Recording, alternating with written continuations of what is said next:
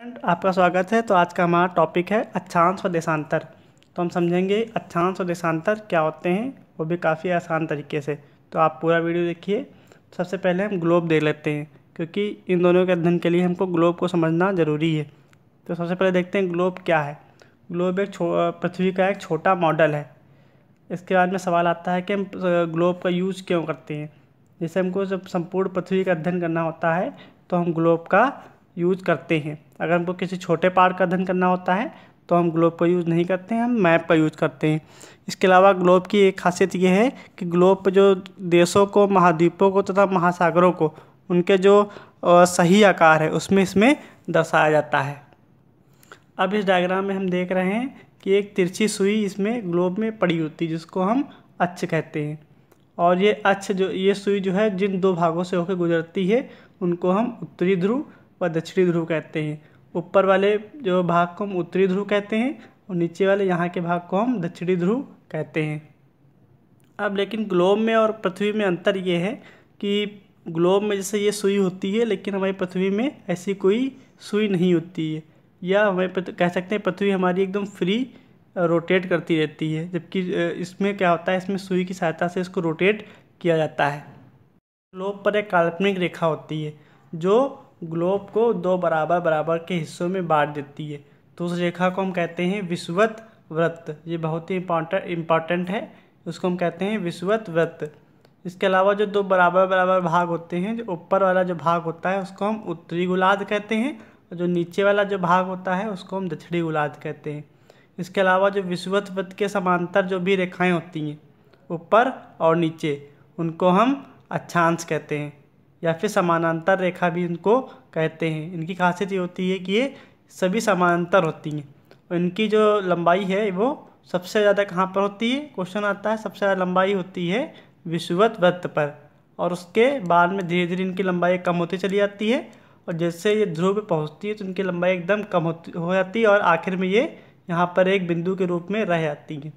इनके अलावा जो विषुवत वृत्त के जो उत्तर में जो ये अक्षांश होते हैं उनको उत्तरी अक्षांश कहा जाता है, और जो विषुवत वृत्त के जो नीचे के जो अक्षांश होते हैं उनको दक्षिणी अक्षांश कहा जाता है।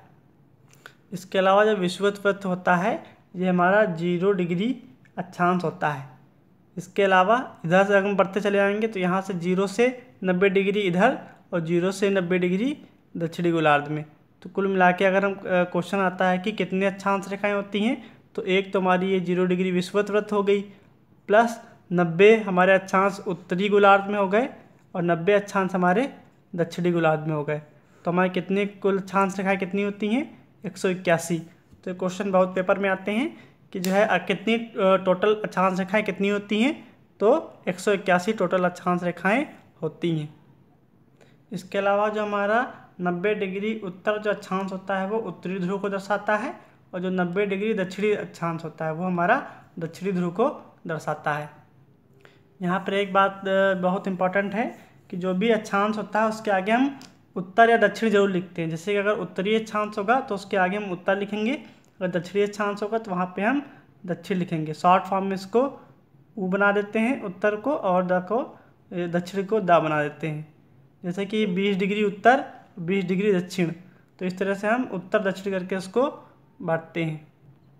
ऐसा इसलिए करते हैं, जैसे इसको एक उदाहरण से समझ लेते हैं। जैसे कि महाराष्ट्र में चंद्रपुर है, वो भी 20 डिग्री अक्षांश पर है, और ब्राज़ील का जो बेलो होरिजेंटे है वो भी 20 डिग्री अक्षांश पर है। तो इसमें दोनों हमको लग रहा है कि 20 डिग्री अक्षांश पे, लेकिन इसमें दिक्कत ये है कि हमारा जो चंद्रपुर है वो 20 डिग्री उत्तर पे है, और हमारा जो बेलो होरिजेंटे है वो 20 डिग्री दक्षिण पे है। तो ये दोनों, इससे पता लग गया कि दोनों अलग अलग अक्षांश पर स्थित हैं। यहाँ पे बहुत ज़रूरी कुछ अक्षांश रेखाएं दी गई हैं, उनको आप देख लीजिए, समझ लीजिए और उसको लर्न कर लीजिए, क्योंकि बहुत ही इंपॉर्टेंट है, बहुत ही पूछी जाती हैं।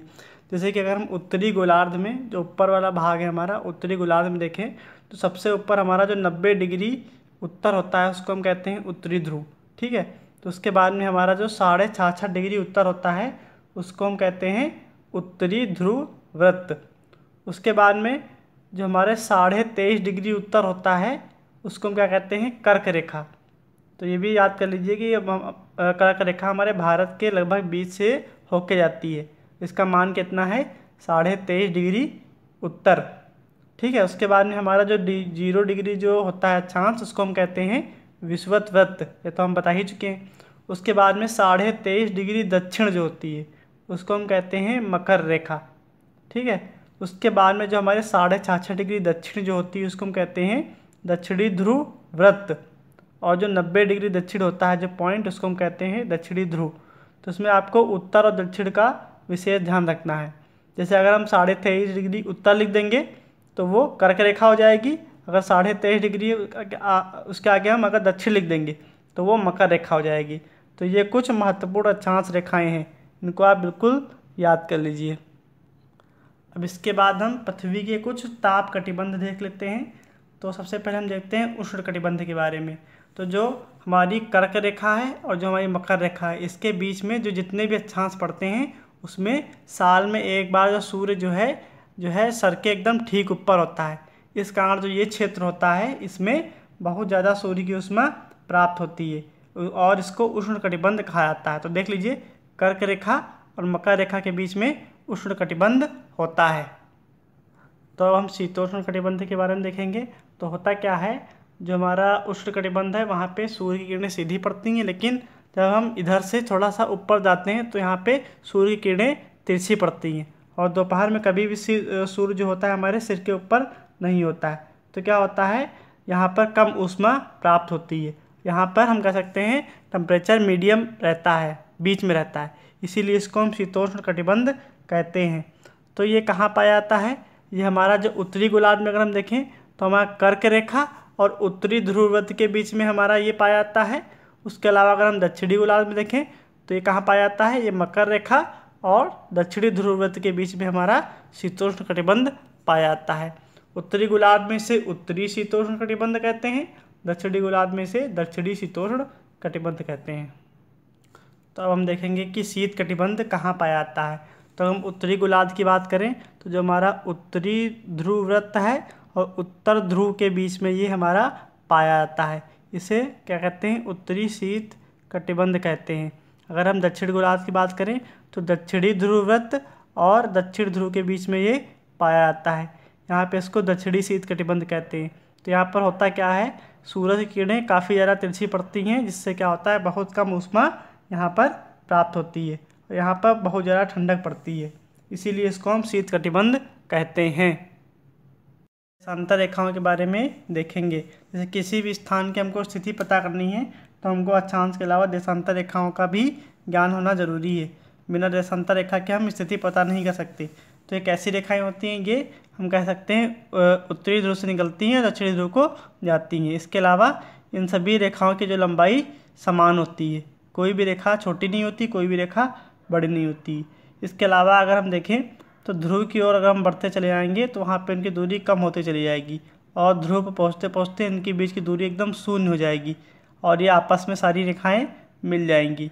अगर क्वेश्चन पूछा जाए कि इनके बीच की दूरी सबसे कम कहाँ पर होती है, तो ध्रुवों पर दूरी सबसे कम होती है हमारी देशांतर रेखाओं की। सबसे अधिकतम दूरी कहाँ पर होती है, जो हमारा पृथ्वी का जो बीच में विषुवत वृत्त होता है वहाँ पर दूरी सबसे ज़्यादा होती है।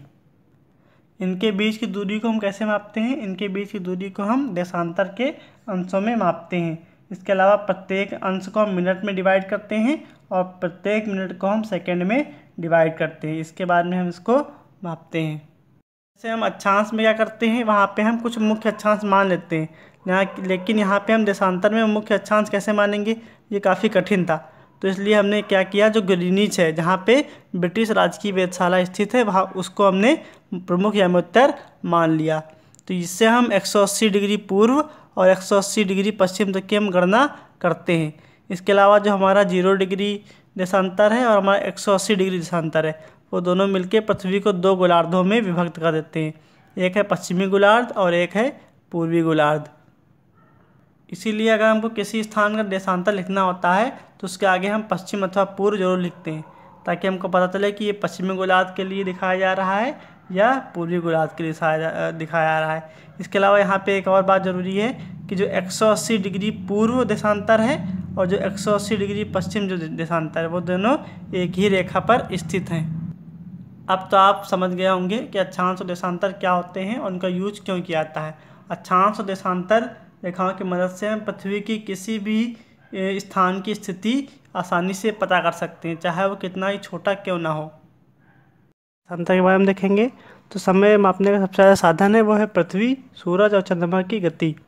तो जो हमारा ग्रीनिच है, जहाँ से प्रमुख यामोत्तर गुजरता है, अगर वहाँ पे किसी समय दोपहर होगी तो उस यामोत्तर पे कोई भी स्थान होगा वहाँ पे भी उस समय दोपहर ही होगी। इसके अलावा हम जानते हैं कि हमारी पृथ्वी जो है पश्चिम से पूरब की ओर सूरज की परिक्रमा करती है। अतः जो स्थान जो ग्रीनिच के पश्चिम में है वहाँ पर समय जो है ग्रीनिच से पीछे रहेगा, और जो स्थान ग्रीनिच के पूर्व में है वहाँ पर समय हमारा ग्रीनिच से आगे रहेगा। जैसे मान लीजिए किसी समय ग्रीनिच पे 12 बज रहे होंगे, तो अगर पश्चिम में हम जाएंगे तो वहाँ पे 12 बजे से मान लीजिए 11 बज रहा होगा, तो पूरब में वहाँ पे दिन का 1 बज रहा होगा। अब इसके अलावा हमारा जो पृथ्वी जो होती है वो 24 घंटे में अपने अक्ष पर एक चक्कर लगाती है।